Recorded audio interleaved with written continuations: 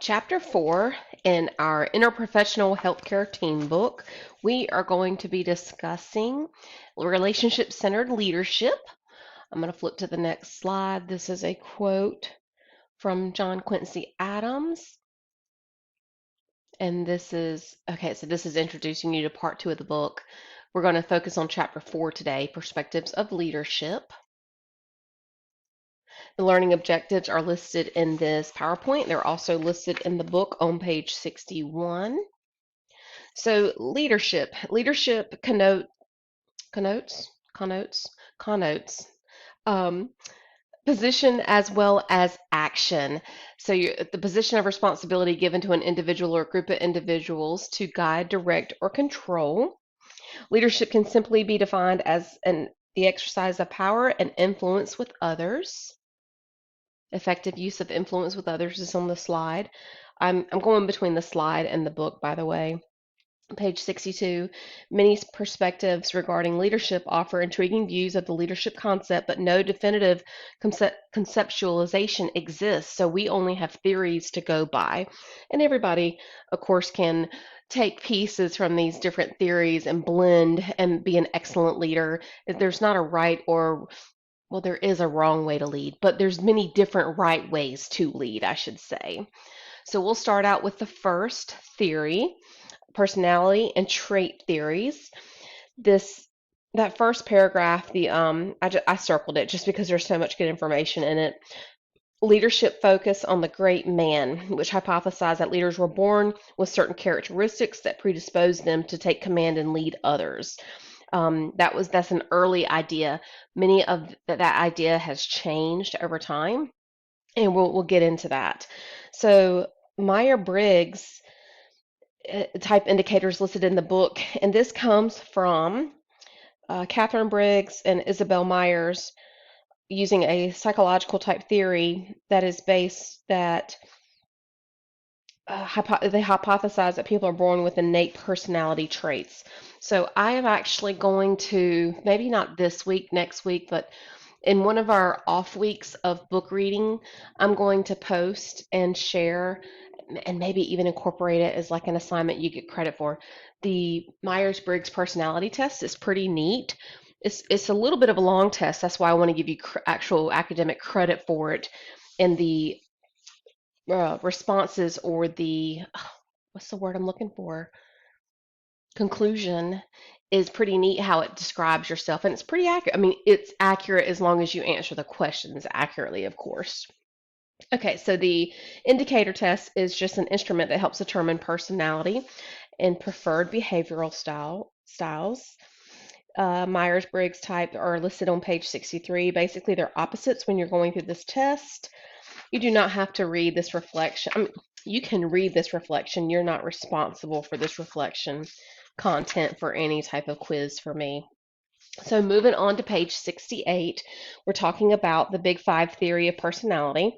Talks about extroversion, which is the opposite of introverted, agreeableness, consciousness, and neuroticism, and openness. So those are the 5 different personalities.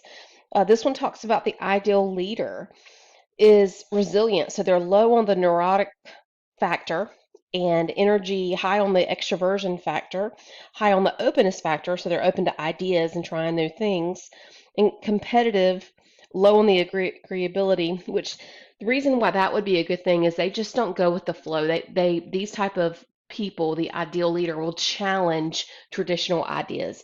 They may embrace some of them, but again, that good balance of just not doing it like we've always done it forever, because sometimes those type of systems don't work. So we do need new ideas. We do need to change our ways. So that would make a leader great.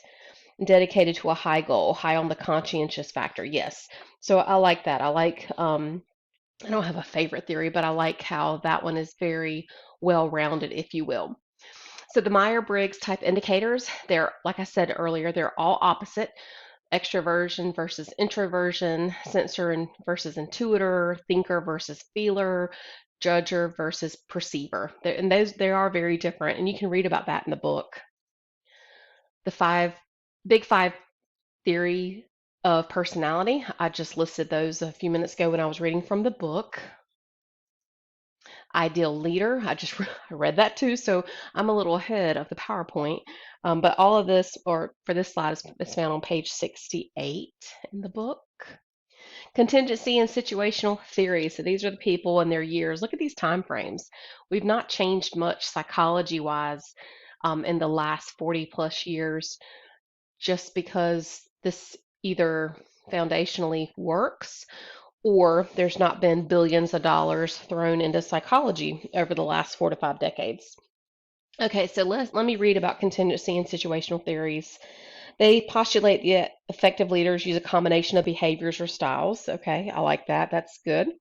Page 69. Gosh, there's so much information on this one. There are two primary motivators for leaders, which is relationship building and task completion. Now, think about that. As a leader, or if no, I'm going to say as a leader, you do want to build relationships with your colleagues. I'm not saying friendships, but relationships.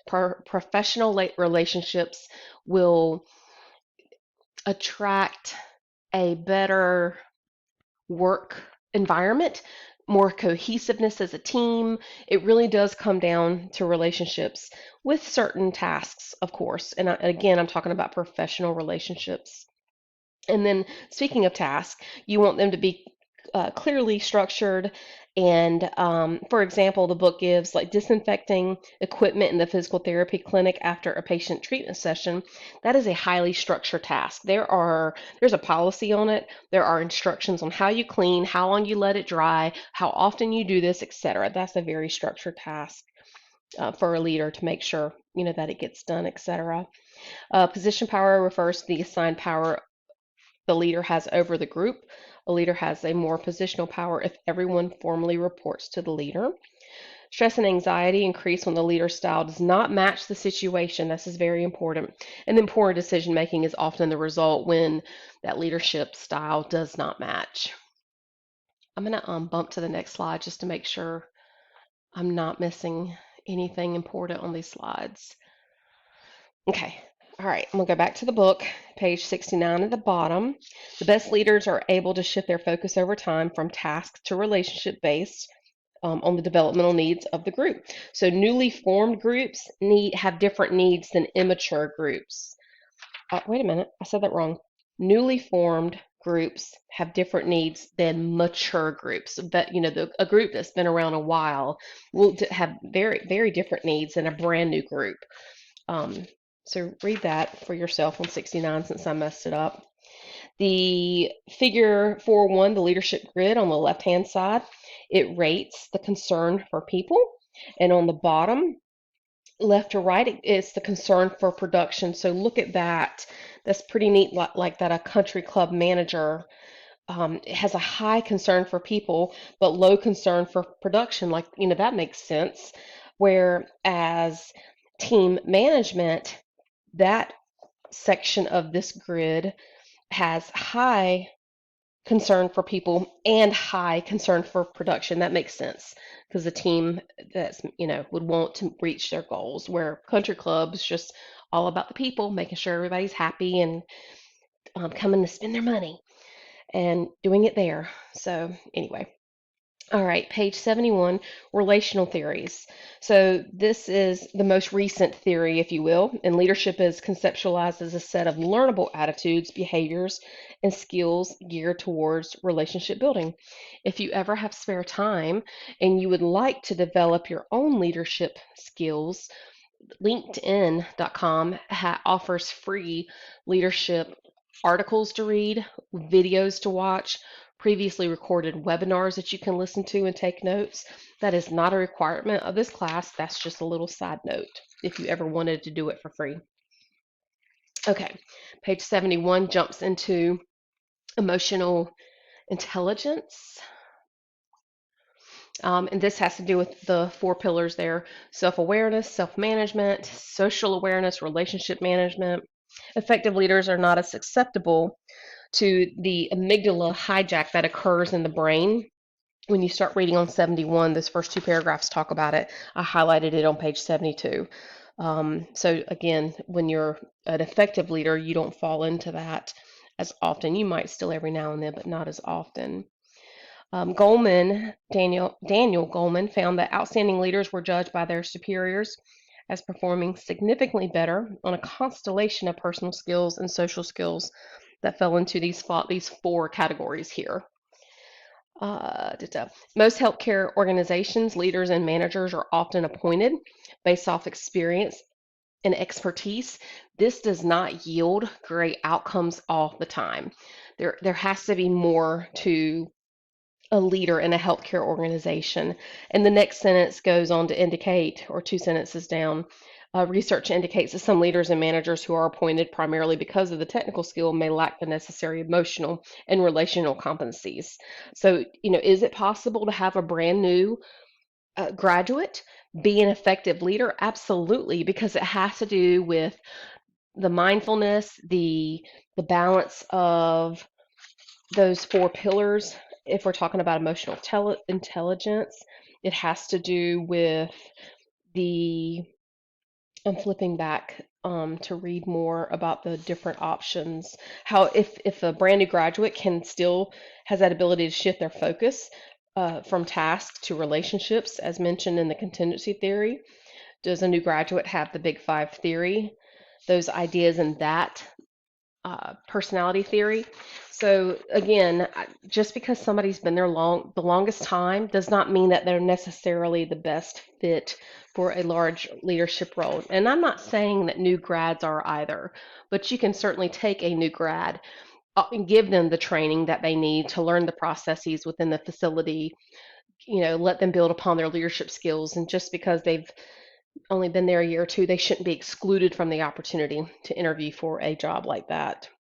Okay, so the PowerPoint did not mention resonance, which is on page 77, 78, but this is perceived attitude and emotional status, how your resonance, your vibe, if you will, if that's even appropriate description, because resonance makes me think of hearing and vibrations in the ear. But anyway, resonant leaders are mindful, compassionate, hopeful, and skilled in eliciting,